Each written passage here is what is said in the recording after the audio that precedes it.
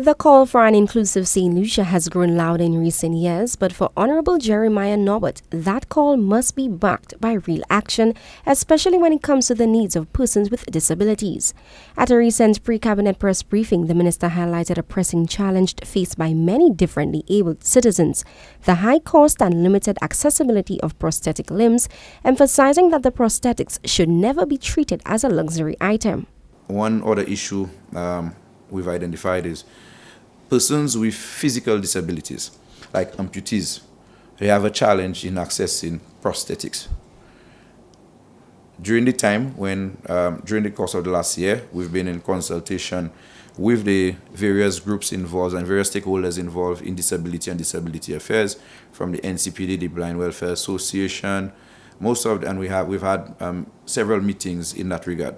And a common cry from them is that, especially persons with physical disabilities, is the cost and access to prosthetics.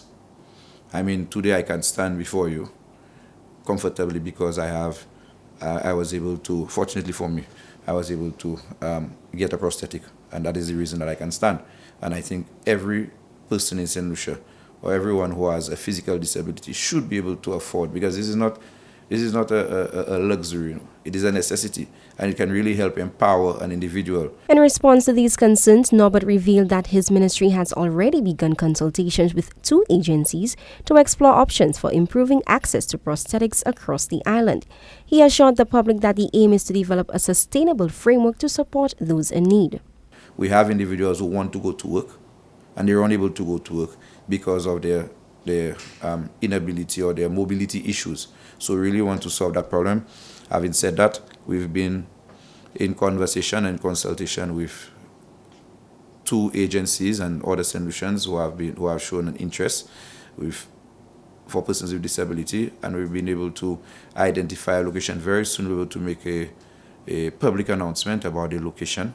We're just finalizing a few administrative things, but we've been able to identify an area that we're going to, and Prime Minister has placed in the budget, I think somewhere in the region about $300,000 to start up the prosthetic center. Norbert's remarks come at a time when the issue has been brought into sharp focus by a heartfelt public appeal. A concerned citizen recently called on Saint Lucians to assist a resident of Balata, an amputee unable to access his home due to the lack of a prosthetic leg, as well as the condition of a convenient bridge which he uses mainly to access his home. There's a gentleman that I know very well, and he's an amputee. He has 1 leg and he's on crutches, and it's very difficult for him to get to his home because of he has to pass in something like a river with 2 metal pipes in it, and at any point in time he can hurt himself there. So I'm just appealing to the general public if they can assist him in any way that they can, and also in helping him to get a prosthetic leg so that he can help himself even more. You know, I just appealing to everyone out there. Let's look out for each other. Let's help one another. Let's build one another and do whatever we can to help each other. Whether you able, you disabled, but especially the disabled. Let's look after them. Let's care for them. Let's listen to them, please. You know, they cry. Help them out. As Saint Lucia continues to chart its path towards a more inclusive society, Minister Norbert's renewed focus on prosthetic accessibility signals a meaningful shift from conversation to concrete change.